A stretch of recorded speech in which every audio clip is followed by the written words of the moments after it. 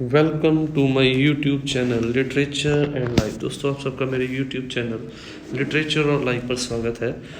आज इस वीडियो में मैं आपके लिए लेके आया हूँ जेपी दास द्वारा लिखी गई पोइम काला हांडी का एग्जामिनेशन पॉइंट ऑफ व्यू से बहुत ही इंपॉर्टेंट क्वेश्चन। इससे पहले कि हम लोग अपने क्वेश्चन की तरफ जाएं, थोड़ा सा हम लोग जेपी दास के बारे में जान लें। Is an Indo Canadian educational psychologist. वो एक इंडो कैनेडियन एजुकेशनल साइकोलॉजिस्ट हैं and international recognised expert in educational psychology, intelligence and childhood development.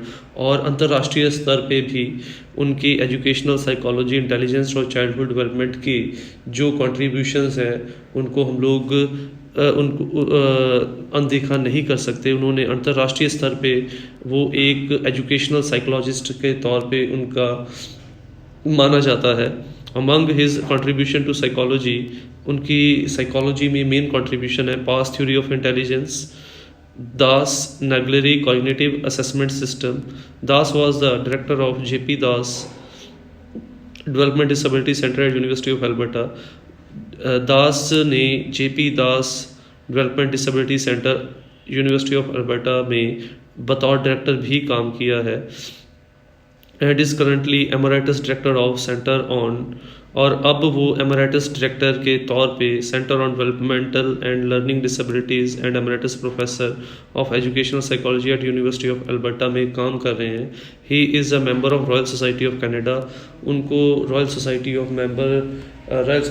Of Canada का मेंबर भी बनाया गया है and was induced to Order of Canada. उनको Order of Canada में भी सम्मानित किया गया and has an honorary doctor degree, और उनको उनकी कॉन्ट्रीब्यूशंस के कारण एक ऑनरेरी डॉक्टर डिग्री के साथ यूनिवर्सिटी ऑफ विगो स्पेन ने सम्मानित किया है। तो ये थी ब्रीफ सी डिस्क्रिप्शन जेपी दास के बारे में। Now let's move on to our main topic, that is Jagannath Prasad Das Kalahandi. Question: J.P. Das uses Kala Handi as a metaphor for a situation of extreme poverty and unbearable suffering caused by the natural disaster as well as gross mismanagement। तो हम लोग देखते हैं कि इस poem में poet ने काला हांडी को एक मेटाफर के तौर पे यूज़ किया है उन हालातों को बताने के लिए जहाँ पे बहुत ज़्यादा गरीबी है, असहनीय दुख दर्द है, चाहे वो कुदरती हालातों के द्वारा हो या सरकार के बड़े फेलियर के कारण हो। तो इससे पहले कि हम लोग आंसर स्टार्ट करें, हमें पता होना चाहिए मेटाफर क्या है। तो दो तरीके की पोइटिक डिवाइसेस होती हैं, एक है सिमिली, एक है मेटाफर। दोनों को हम लोग तुलना के लिए इस्तेमाल करते हैं। सिमिली वो पोइटिक डिवाइस है जब हम लोग दो एक जैसी चीज़ों की तुलना करते हैं। जैसे मैंने एक स्टूडेंट की दूसरे स्टूडेंट के साथ तुलना कर दी, वो है सिमिली, दोनों एक जैसे हैं, एक ही क्वालिटीज़ हैं। और मेटाफर क्या है, जब हम लोग दो अलग अलग चीज़ों की तुलना एक दूसरे के साथ करते हैं तो उसे हम लोग मेटाफर कहते हैं। जैसे कि अगर मैंने एक स्टूडेंट की तुलना किसी पेड़ के साथ, किसी और चीज़ के साथ कर दी तो वो मेटाफर हो गया, क्योंकि दोनों चीज़ें एक दूसरे से अलग अलग हैं। तो सो नाउ लेट्स, यहाँ पे भी पोइट ने काला हांडी एक जगह का नाम है, बट उसको यहाँ पे पोइट ने उसको जगह के तौर पे नहीं, बल्कि डिस्ट्रिक्ट के तौर पे नहीं, बल्कि एक हालात के तौर पे, एक मेटाफर के तौर पे यूज़ किया है उन हालातों को बताने के लिए जो हालात दुख दर्द से भरे हों, गरीबी से भरे हों, असहनीय हालातों से, सफरिंग से भरे हों। So now let's start with the answer. The present poem Kala Handi has been written by J.P. Das, one of the greatest poet in English literature। मौजूदा पोइम जो काला हांडी है ये J.P. दास द्वारा लिखी गई एक पोइम है। In this poem, the poet has presented the condition of poverty, starvation and suffering that people of Kala Handi faced during the famine in 1966। इस पोइम में पोइटेस ने पहले हिस्से में काला हांडी के हालातों को बताया है जब काला हांडी में 1967 में अकाल पड़ा था, और वहाँ पे गरीबी के, भूखमरी के और असहनीय हालातों के असहनीय सफरिंग्स के हालातों को उसने बताया है। The poet tells that was a natural calamity and we can not do anything about it. और पोइट कहता है कि वो एक कुदरती आपदा थी और हम लोग उस कुदरती आपदा को ठीक करने के लिए कुछ नहीं कर सकते। Wherever there is hunger there Kalahandi is. But आज के टाइम पे वो कहता है जहाँ पे भी हम लोगों को भूखमरी नज़र आएगी वहीं पे हमें काला हांडी महसूस हो जाएगी। तो हमें यहीं से क्लियर हो जाता है कि काला हांडी जगह का नहीं, बल्कि उसने उन एक्सट्रीम गरीबी, स्टारवेशन और तरसयोग हालातों के लिए मेटाफर के तौर पे यूज़ की है। The poet tells that no Kalahandi can be now Kalahandi can be seen everywhere where the people are living below poverty line. वो कहता है कि अब कालाहांडी को देखने के लिए, वहाँ के हालातों को महसूस करने के लिए हमें वहाँ जाने की ज़रूरत नहीं है। जहाँ पे भी लोग गरीबी की रेखा से नीचे रह रहे हैं, जहाँ पे भी उनकी बेसिक ज़रूरतें वो पूरी नहीं कर पा रहे, उनको 3 टाइम का खाना नहीं मिल पा रहा, वह जहाँ पे भी ऐसे हालात होंगे हमें वहाँ पे कालाहांडी जैसे हालात महसूस होंगे, वहीं पे हमें कालाहांडी महसूस हो जाएगी। The point is that what happened in Kalahandi was a natural disaster due to which the people had to face many difficulties. यहाँ पे मुख्य पॉइंट देखने वाली चीज़ ये है, गौर करने वाली चीज़ ये है कि कालाहांडी में जो भी हुआ था वो कुदरती आपदा थी, और उस कुदरती आपदा के कारण, क्योंकि वहाँ पे अकाल पड़ा था, बारिश नहीं हुई थी, और उस कुदरती आपदा के कारण वहाँ के लोगों को बहुत मुसीबतों का, बहुत मुश्किलों का सामना करना पड़ा था। They don't have anything to eat, उनके पास खाने के लिए कुछ नहीं बचा था। The whole village turned into a graveyard, भुखमरी से, बीमारी से पूरे के पूरे गांव जो थे वो कब्रिस्तान में तब्दील हो चुके थे।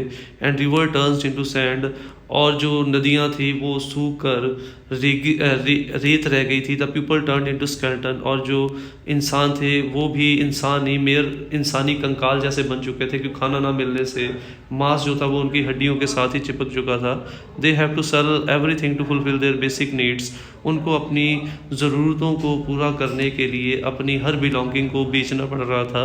The whole village a graveyard, poet यही कह रहा है कि पूरी का पूरा गांव जो कब्रिस्तान बन चुका था, क्रैक्ड ग्राउंड, ज़मीन पर बारिश ना होने के कारण दरारें पड़ चुकी थी, ड्राइव रिवर सैंड, और नदियां नाले सूख कर रेत बन चुकी थी। तो हम लोग देख सकते हैं कि कालाहांडी में जो हालात हुए थे वो कुदरती आपदा के कारण हुए थे, अकाल के कारण हुए थे, और वहाँ पे उन हालातों के ऊपर हमारा या सरकार का कोई नियंत्रण नहीं था। The poet tells that to see Kalahandi we do not need to go there because now Kalahandi can be seen everywhere around us. But poet अब ये कह रहा है कि अब अगर हमें कालाहांडी देखनी है तो अब हमें कालाहांडी देखने के लिए उड़ीसा नहीं जाना पड़ेगा, बल्कि हमारे इर्द गिर्द बहुत सारी कालाहांडी ही, ऐसे कालाहांडी जैसे हालात मौजूद हैं। Wherever there is hunger there Kalahandis, जहाँ पे भी हमें लोग भूख से मरते हुए नजर आएंगे वहाँ पे कालाहांडी होगी। जहाँ पे हम लोगों को स्केलेटन्स, मजबूर, बेसहारा नजर आएंगे वहाँ पे हमें कालाहांडी महसूस होगी।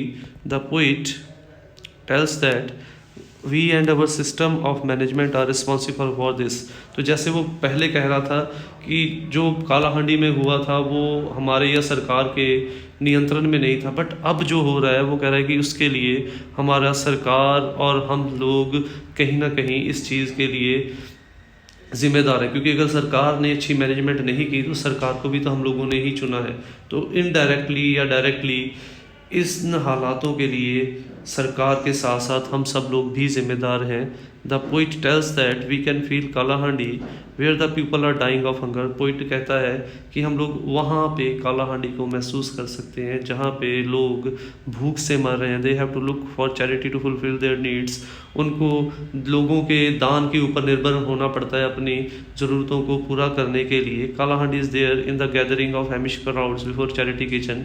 तो यहाँ पे भी वही कह रहा है कि हम लोगों को वहाँ पे कालाहांडी महसूस हो जाएगी जहाँ पे मंदिर, मस्जिद, अनाथ आश्रमों के बाहर लोगों की भीड़ खड़ी रहती है, हाथ फैलाए हुए अपनी ज़रूरतों को पूरा करने के लिए या खाने को पाने के लिए।